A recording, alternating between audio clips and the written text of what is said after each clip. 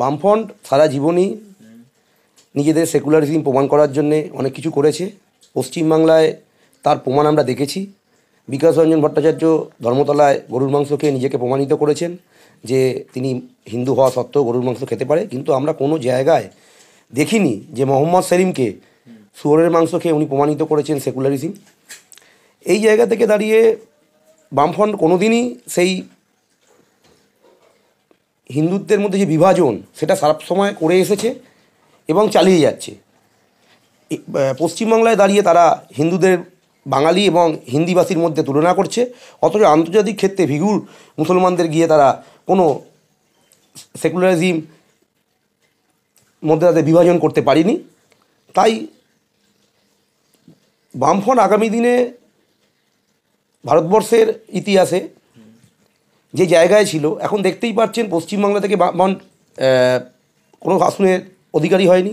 একমাত্র কেরলে কিছু জায়গায় আছে, সেটাও আগামী দিনে তারা অস্তিত্বহীন হয়ে পড়বে।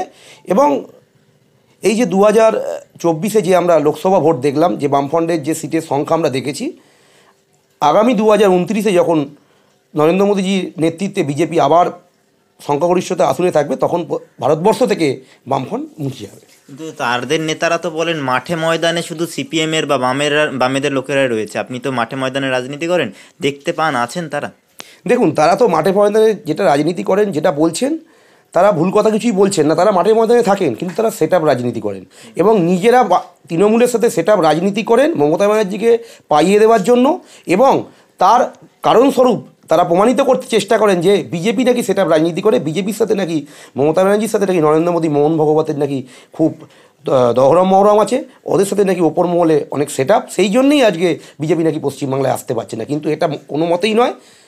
বিজেপির জায়গায় ঠিক আছে, বামফ্রন্ট সেট আপ রাজনীতি করে, মমতা ব্যানার্জির সাথে সম্পূর্ণ সেট আপ রাজনীতি করে বামফ্রন্ট। তার প্রমাণ আপনারা দেখেছেন এই আসন্ন লোকসভায়। শুধু মোহাম্মদ সেলিম আর আমাদের সুজন চক্রবর্তী ছাড়া কেউই নিজেরা জামানত পড়তে পারেনি। এই দুজনই জামানতে ছিল, বাকি সব জামানত বাজেয়াপ্ত করেছে। এবং 2029 বা 2026 আপনি যে ভোট হবে, তাতে বামফ্রন্ট পশ্চিমবঙ্গ থেকে কটা আসন পায় সেটাই দেখার। মানে 26 ক্ষমতা তো দূর, আসনও পাবেন এরকম। 26 ক্ষমতা বামফ্রন্টের দূর। বামফ্রন্ট পশ্চিমবাংলা থেকে 0 জায়গায় চলে গেছে।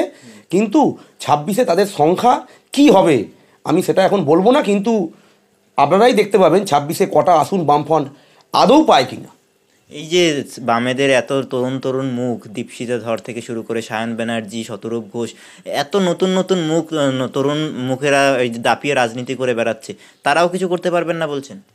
দেখুন, তরুণ যারা মুখ আছেন সত্যিই প্রত্যেকটা মুখ ভালো, কিন্তু বামফ্রন্টের পতাকার তলায় দাঁড়িয়ে বা ব্যানারের তলায় দাঁড়িয়ে তারা রাজনীতিতে কিচ্ছু করতে পারবেন না। কারণ বামফ্রন্ট পশ্চিমবঙ্গ থেকে বিলুপ্ত হয়ে গেছে, মানুষ বুঝে গেছে বামফ্রন্টের রাজনীতি এবং সেট আপ রাজনীতি মানুষ ধরে ফেলেছে।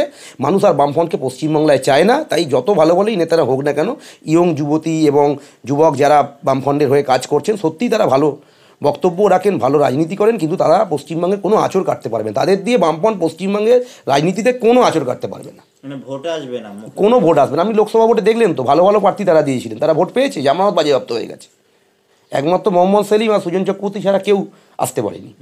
আগামী ভোটেও এই হালই বামফ্রন্টের হবে, কারণ মানুষ বামফ্রন্টকে চায় না। তারাই তো বিকল্প বলছেন, তৃণমূল এবং বিজেপি। দেখুন, বামফ্রন্ট তৃণমূলের সাথে যে সেট আপ রাজনীতি করেন, তাদের বিকল্প বলতেই হবে। যদি তারা বিকল্প না বলে মানুষকে, তাহলে মানুষ বামফ্রন্টের যে ভোটটা বামফ্রন্ট বিজেপি থেকে কেটে সরিয়ে নিচ্ছে, সেই ভোটটা বামফ্রন্ট কাটতে পারবে না। তাহলে বিজেপি এতদিনে পশ্চিমবাংলায় চলে আসতো।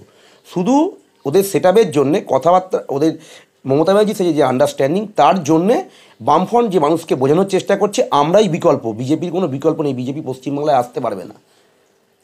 তাই জন্যেই আমার চিন্তাধারা থেকে আমি বলবো বামফ্রন্ট পশ্চিমবাংলায় কোনো আঁচড় কাটতে পারবে না। এবং সারা ভারতবর্ষেও দেখতে পাচ্ছেন কোনো জায়গাতেই বামফ্রন্টের কোনো সিট নেই। এই আসন্ন দিল্লি নির্বাচনে দেখেছেন বামফ্রন্টের কী হাল হয়েছে।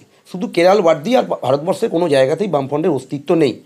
আগামী 26-এও পশ্চিমবাংলা থেকেও বুঝতে পারবে তাদের হাল কী জায়গায় যাবে। বাসবচন্দ্র পাল, কামারহাটি মণ্ডল 1-এর সভাপতি।